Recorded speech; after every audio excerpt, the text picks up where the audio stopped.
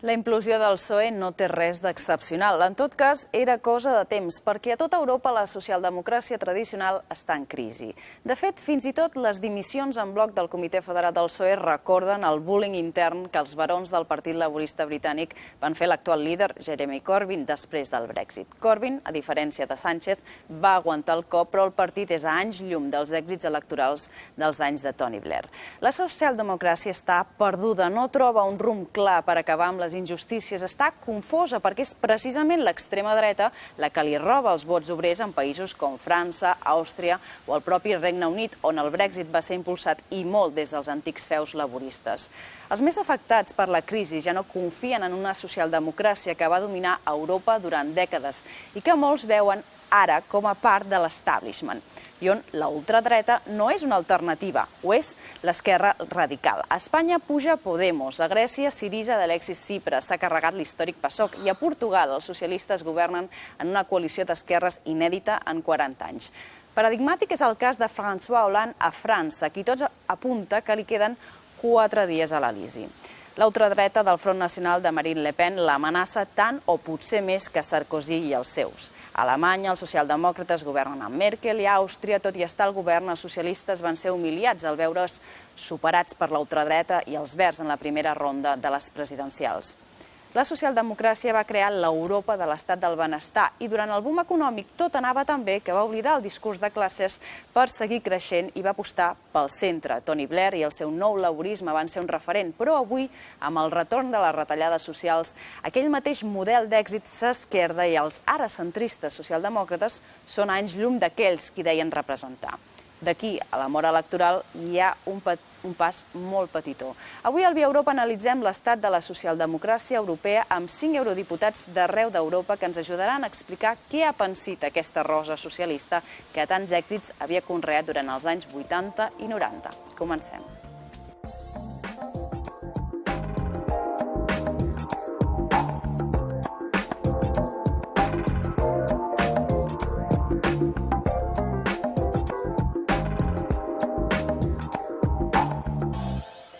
Doncs per fer aquest debat ens acompanyen avui Marita Ulvskog, va ser ministra d'Interior a Suècia entre el 1994 i el 1996 i ministra de Cultura entre el 1996 i el 2004.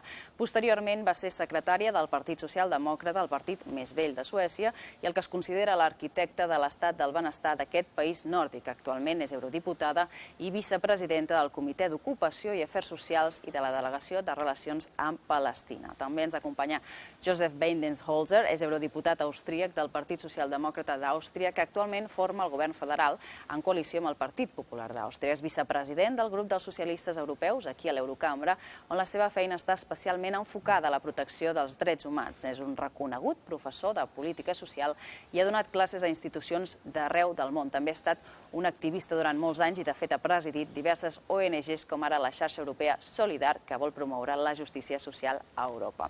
També ens acompanya Nina Gill, és una de les veteranes aquí al Parlament Europeu, va entrar com a eurodiputada el 1999 i porta 3 legislatures a Brussel·les. És del Partit Laborista, que forma part de la delegació britànica al grup dels socialistes europeus i que recentment ha estat notícia per la reelecció del seu líder Jeremy Corbyn, que va ser pressionat pels barons del partit, tot i que ell, a diferència de Sánchez, com dèiem a l'inici, ha aconseguit el suport de la militància. Gill actualment és vicepresidenta de la delegació de Relacions amb la Índia i seu al Comitè d'Afers Econòmics. També ens acompanya Eva Kaili, és eurodiputada socialdemòcrata de Grècia, presidenta de la Delegació de Relacions amb l'Assemblea Parlamentària de l'OTAN. Abans de ser eurodiputada va treballar com a periodista a Grècia i el seu partit, el PSOE, va estar al govern durant els anys de la crisi en què va haver d'aplicar fortes mesures d'austeritat. Això sí, li va passar factura en les següents eleccions, el 2015, quan va passar de ser el partit majoritari a ser el partit més petit, donant pas a la Syriza d'Alexis Tsipras. En parlarem amb ell avui d'aquesta davallada. I finalment amb Javi López, ell és l'eurodiputat del PSC, els espectadors del Via Europa ja el coneixen. A tots moltes gràcies. Thank you very much for joining us. Començaré amb el senyor Javi López en català, then we'll move into English and the whole debate. So the traditional parties seem to be imploding somehow. If we might move to Greece, in the case of PASOK, PASOK and New Democracy were traditionally rivals, but in the peak of the crisis they tried to work together, but now they both kind of marginalized, and the new leader is Syriza and Alexis Tsipras. So the crisis also has taken to your party. Well, basically the crisis affected us just because we took measures that were not popular at all. We had the austerity that we had to apply, and this of course would kill any party. What I could say is that this can also mature you, so find out which are the main priorities and what is most important for your country. So now if you would see the coalitions that could be created, it's basically the Europeans and the anti-Europeans, or people that can work out for the best of the people, and the anti-systemic populistic parties. So I think things change depending on the situation, and what we're facing now needs people that work for the citizens, for the benefit of the citizens, to be able to overcome any other differences. So I think this crisis can make us stronger. If you see the polls in Greece, Syriza is collapsing again because they had to apply extremely not popular measures, and also even I would say crossing any line of any other party. Socialdemocrats would never accept a program like that. So I think in about a year, because everything in my country at least, but I think in general in Europe, is basically postponed for after the German elections. So I think after the German elections we might have a new situation even in Greece. Okay. In Greece we see that all crises come together. We had the financial and social crisis, also the refugee crisis, and also the Social Democrats crisis, your party, PSOE, being won over by the Syriza party. But could you really be optimist about the chances of social democracy in Europe and in Greece, considering all that you've seen in your country? Yes, of course I can, otherwise I wouldn't be here. What I think is, and I will agree with my colleagues, is that basically we take for granted a lot of things in Europe. We took for granted that the system would protect us, the establishment would protect us, and during the crisis people lost their trust.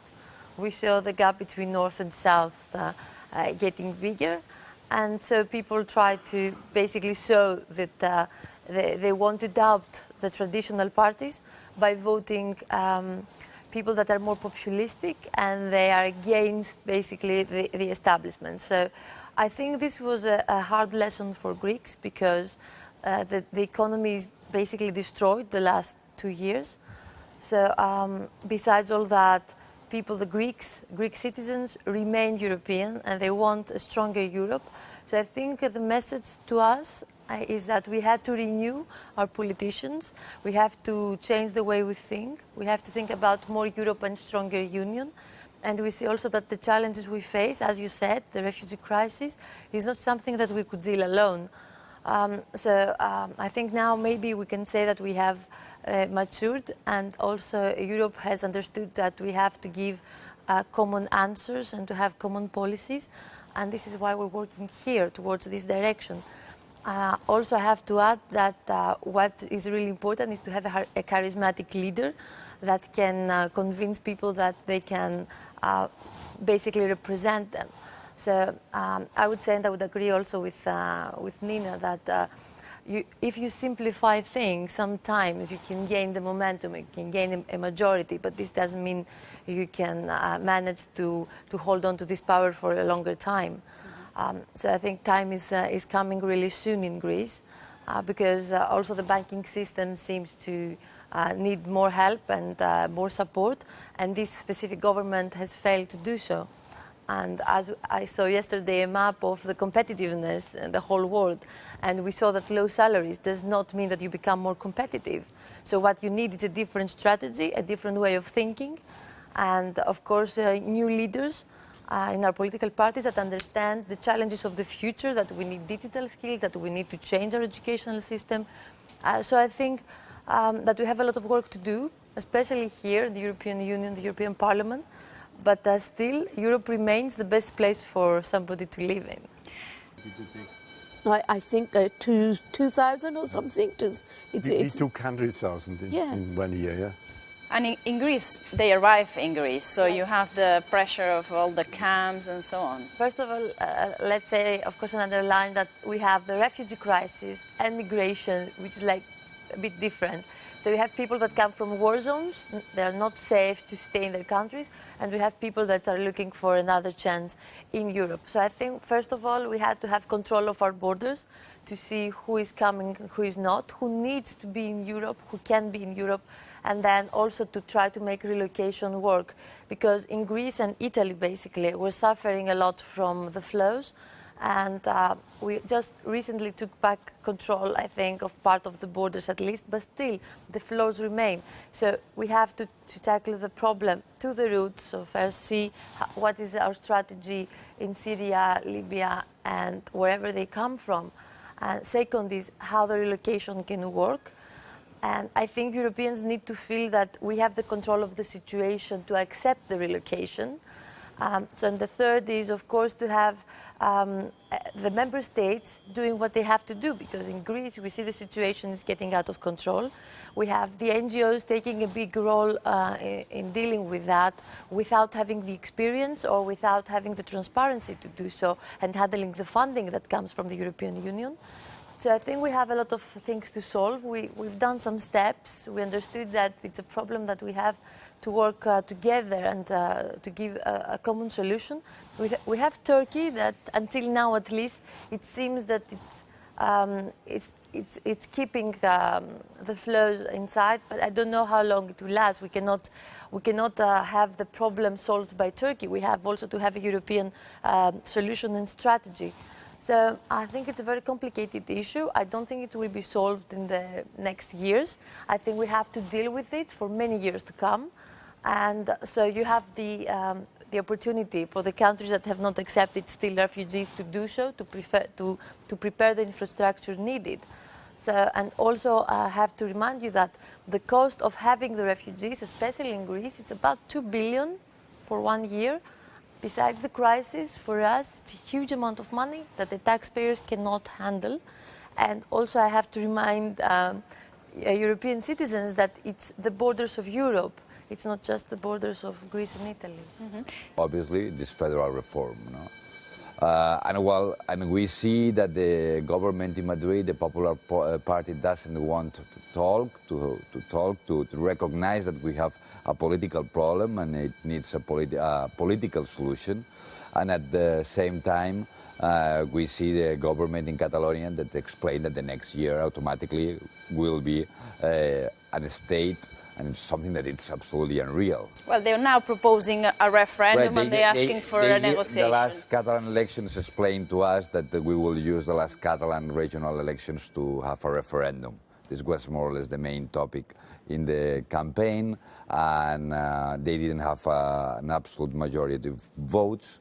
That was the result, but it's absolutely out of our, obviously, constitutional and legal framework, no? No, I just wanted to say that we have suffered from referendums. I would just like to say that this is dividing people and the society, and maybe it's the least that somebody would need. It simplifies the question. It's more complicated than that. I would agree with Javi, of course, because he knows exactly the situation from the inside, that you need maybe a federal solution and a different approach, maybe recognize the differences between the districts. But I would say that the referendum is only dividing people. It doesn't give solutions. We have a representative democracy, and there is a reason for that, because people know all the implications and all the differences, and all the decisions made are not like black and white.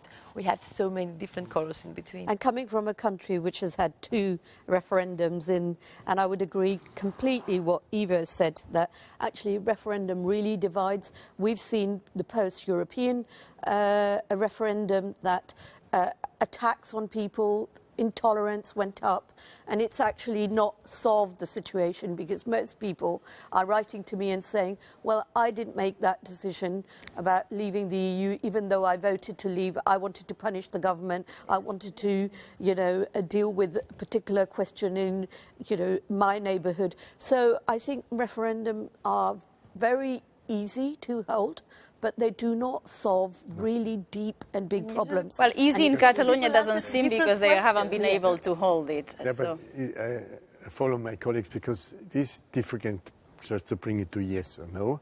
So, but we need a new thinking about institutions, about the state, about federalism. So I really believe that the problem now, to be honest, is the nation state. Yeah? So what we are now experiencing at the European level is the crisis of the nation state, which brings us in these difficulties. So we should really think about the new setup, but it cannot be solved just with yes or no. It needs a certain period of time. And I also think, as social democrats, we have to also think about reorganize ourselves because our structure is outdated. And so our new party leader now starts this process and he will completely change the party structure. And I think democracy works if we start to change the institutions. And these institutions are from, I don't know when, but they are not modern in any way. With all of Sweden. And you know, we are only 10 million Swedes. Now we have refugees coming to us, but it's a very large country geographically. And I think that those sentiments, they have now switched to fight the bad sides of globalization, to keep together, to be efficient and at the same time solidarity. So basically it's Thank better you to very work much. together than divided, and I think we shouldn't transfer the problems and the questions to citizens. We Okay. have to find solutions. Moltes gràcies, thank you very much. Moltes gràcies a tots per participar en aquest